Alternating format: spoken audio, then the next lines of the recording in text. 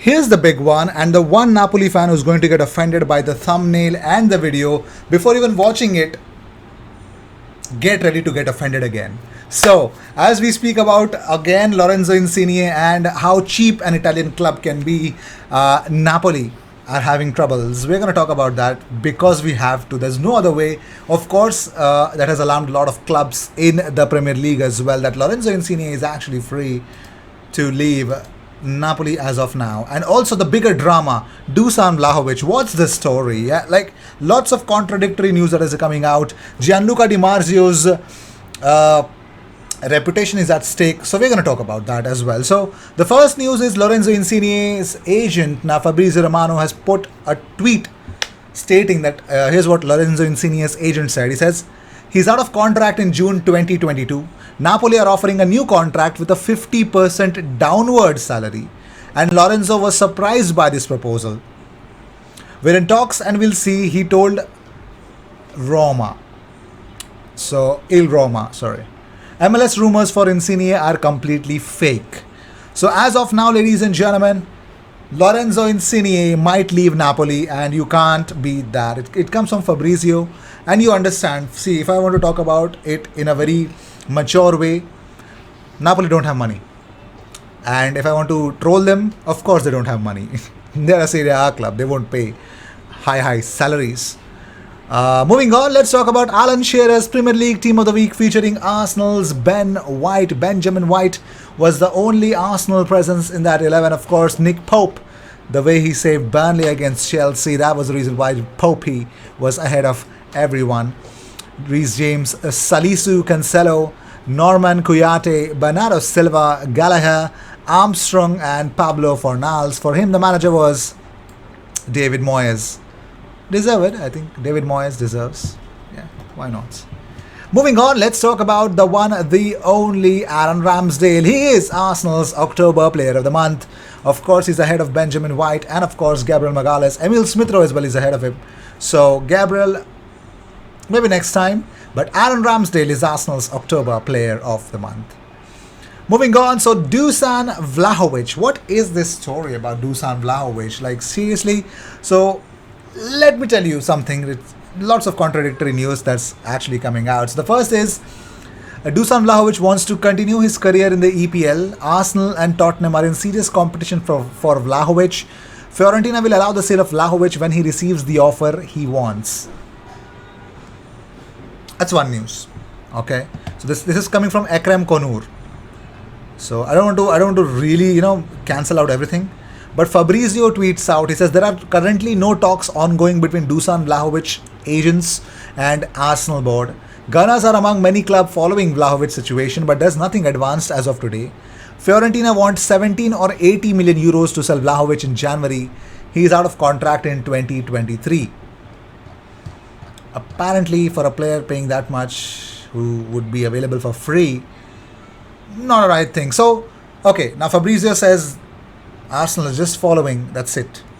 No talks. So, we heard some days ago that Gianluca Di Marzio said Arsenal have already spoken and the deal is agreed or something like that. So, here's another source which newwavefc.com, they have tweeted out. They say that Arsenal have been trying to contact the agent of Dusan Vlahovic, but they won't answer Arsenal's calls according to Gianluca Di Marzio. So, some days ago, Gianluca Di Marzio says, Arsenal have agreed a fee with Fiorentina. Now they have to talk with Dusan Vlahovic's agents, and now Dusan Vlahovic's agents are not picking up calls, eh?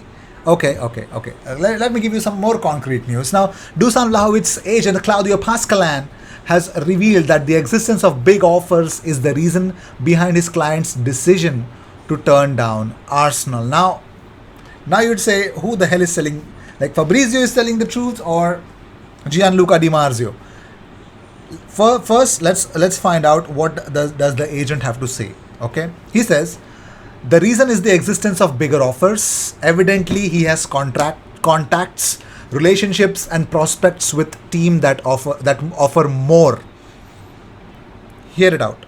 Arsenal is one of the most coveted teams in the world, but if there is Valladolid offering twice as much, you think about it. I see the economic aspect as more important.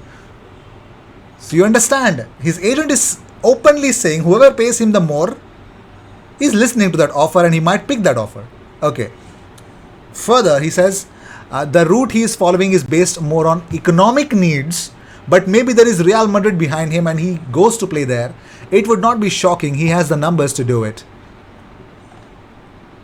Well, very well, my friend.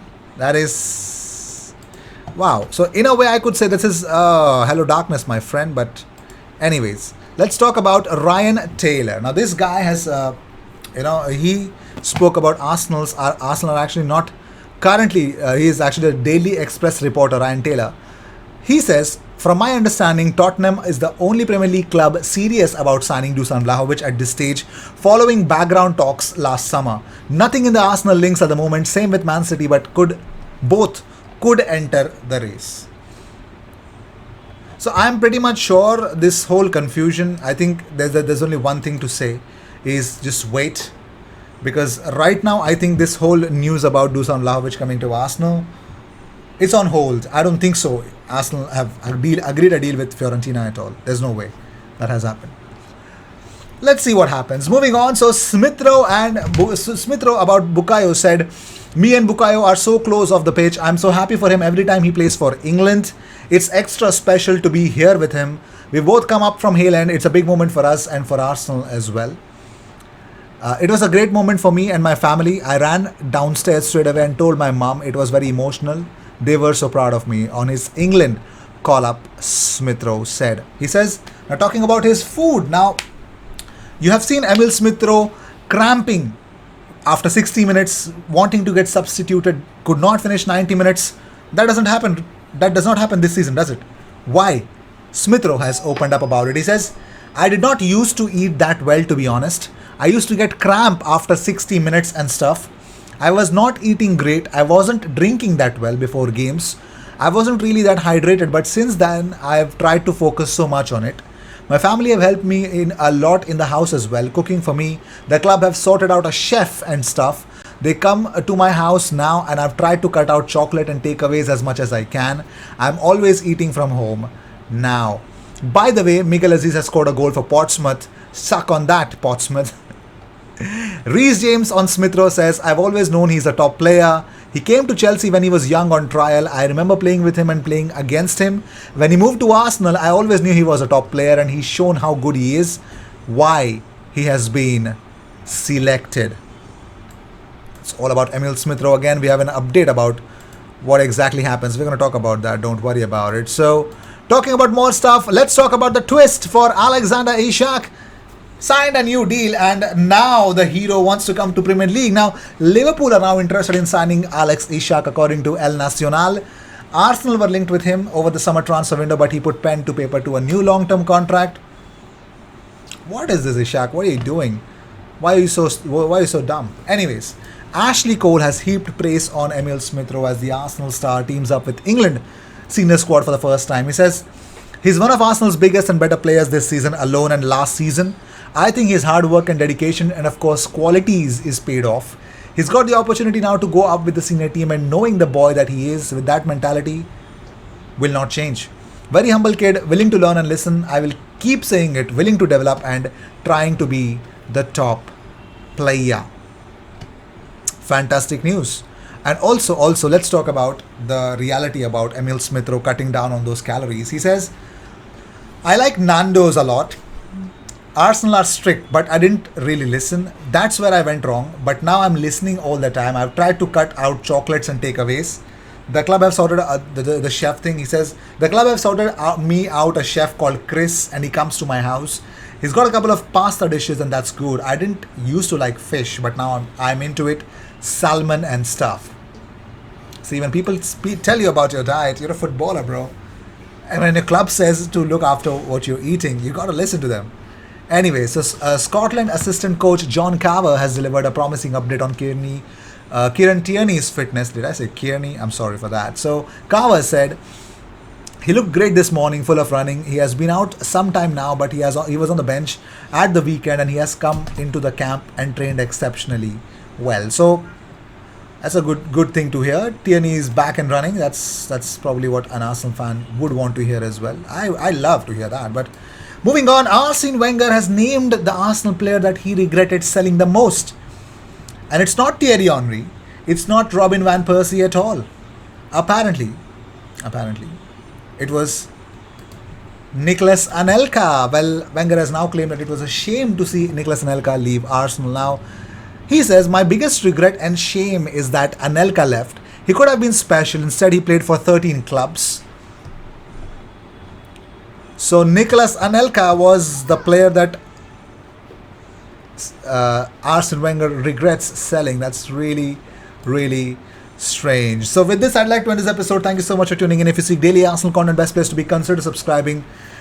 My final thoughts on the whole Dusan Vlahovic situation. I think I pretty much am sure Arsenal are playing the waiting game. I don't think so. They've had any conversation with Fiorentina. Fiorentina want a club that would pay for him. That's it. That's all they want. Somehow they would want to get something out of it, and they've got this January window to do it. So they'll be desperate to sell him at any price that they deem fit. So they would be agreeing that. But it's all about Dusan Vlahovic wanting the club or not. And his agent has said it's all about the money. So this could be Adebayor, bro. Joking. But he's money hungry. So he's looking at the club who's going to pay him the most. It's not even Juventus at the moment, and I know Juventus cannot offer big contracts to any players. I can agree to that. So let's see what happens. I'll see you in the next one. Until then, cheers, and watch out on this one. Dusan Vlahovic may be coming to Premier League after all.